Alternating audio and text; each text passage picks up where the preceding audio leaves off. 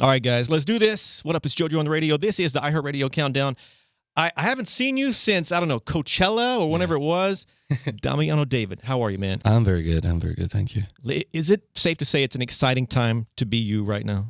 It's an exciting time to be. Yeah, I'm excited. I don't know if somebody else would be, but I'm excited. What inspired this solo project? Was it something like you had planned this for quite a while, or was it spur of the moment, like a great idea hit you? Or I've always had the idea of doing it, but I've not been like planning this for many years. I just felt kind of the call to do it, and I really improvised my way through it, and I thank God I found my sound and everything. But it was thought, but not very planned. How long did it take you to find that sound, like you said? It was pretty fast because when I started to do sessions, I started writing a song every day. So after like 2 weeks, I had already enough songs to see what I was vibing more with.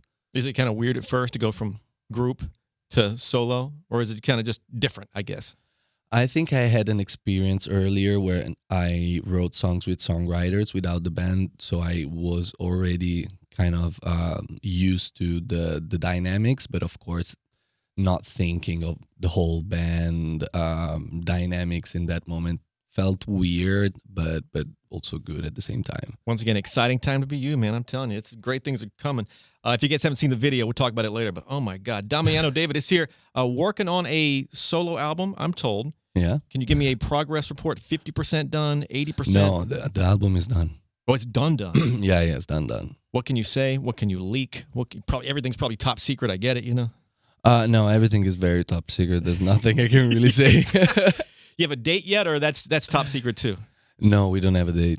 And all this, God, everything is done. What if you had like a song hit you like right now? Like, oh my, the greatest thing. Could you put it on there? Yes, of course. It's my record. It is. I'm trying to get something out of him. He ain't budging. All right, well, whenever it comes out, we're going to be very excited to hear this thing. You're so top secret, dude. Good Lord. Hey, what do fans, when they see you in public, like in the wild, you know, as they say, what do they typically say to you? Like, or do they just come up to you and scream? No.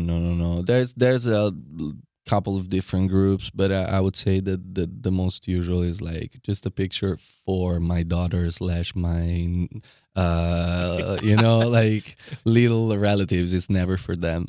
You know it is for them. Like, of course, I know. Right?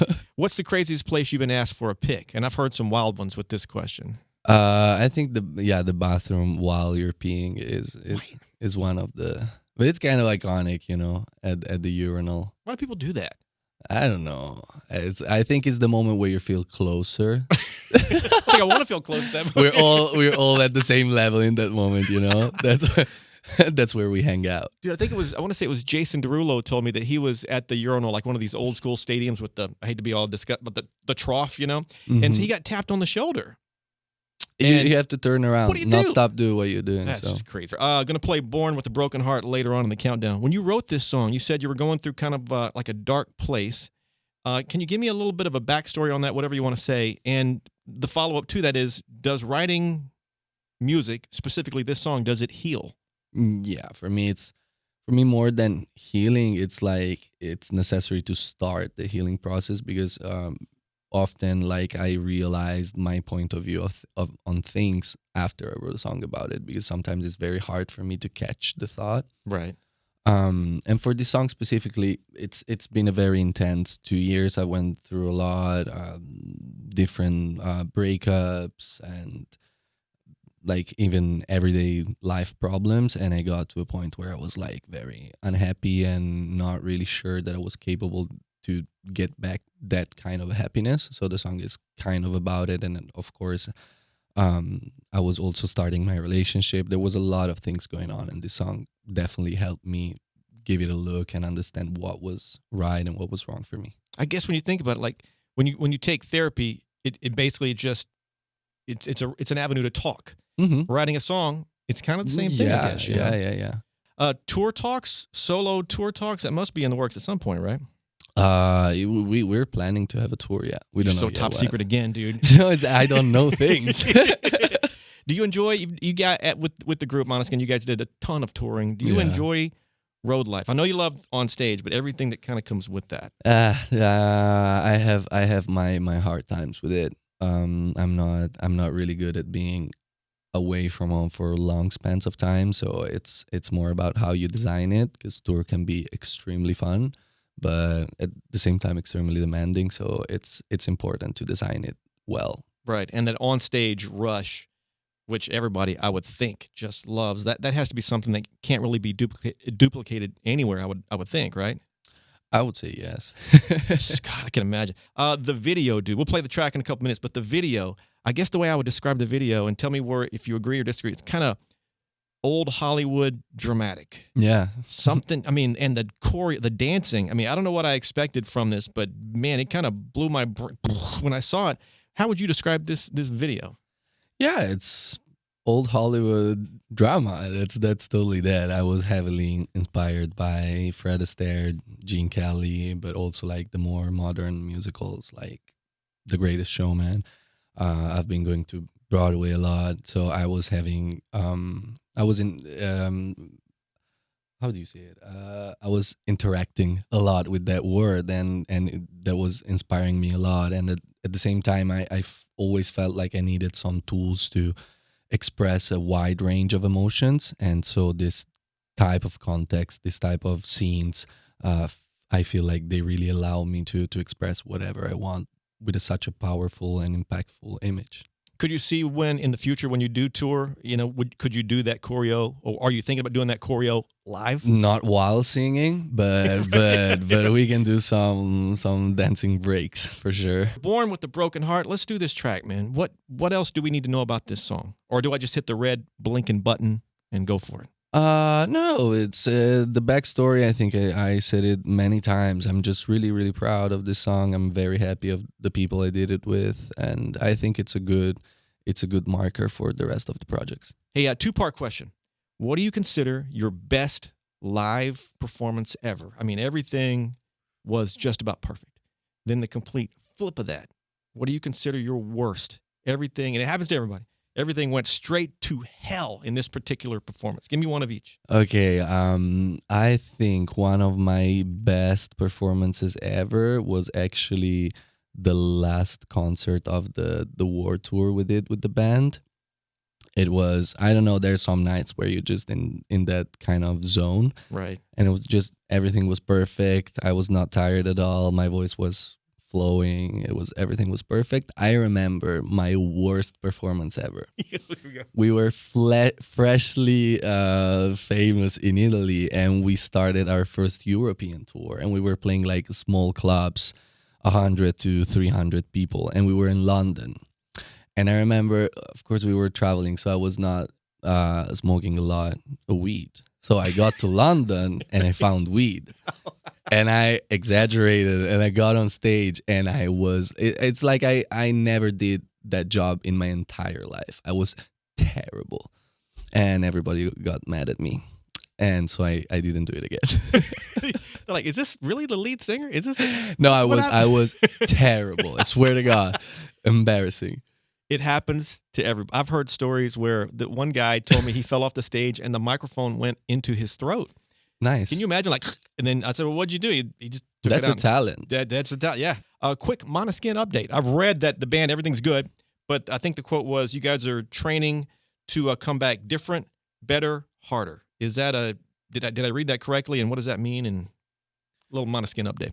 I mean, I know that especially for the US audience, we're a freshly new artist, but we've been doing this together for the last 10 years. So I think 10 years is a good mark to take a break and try new things. And for a band, I think it's very important for the individuals that create the band to do more things individually and expand their skill set and their views, because everything that you are in your inner core, you bring back to the band. So if you better yourself, you'll better the band. I assume you've played the solo music to yes, the band. I did. Their thoughts. Not everything.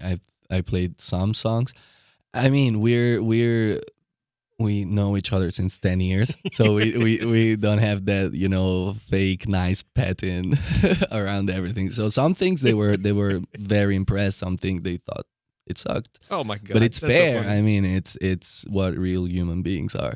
I don't know if we talked about this in the past. I am obsessed with the paranormal. Ghost, haunted houses, all this stuff, I've got a podcast called Paranormalish. I talk to people who've had real paranormal encounters. I'm off the deep end, dude. Have you ever had anything you would consider a paranormal encounter? Okay, I have a flat in Rome. It's a small flat in like the historic part. I think there's a ghost there, but it's a friendly ghost. It's a she. She just does a little like, jokes and stuff, but she's not threatening.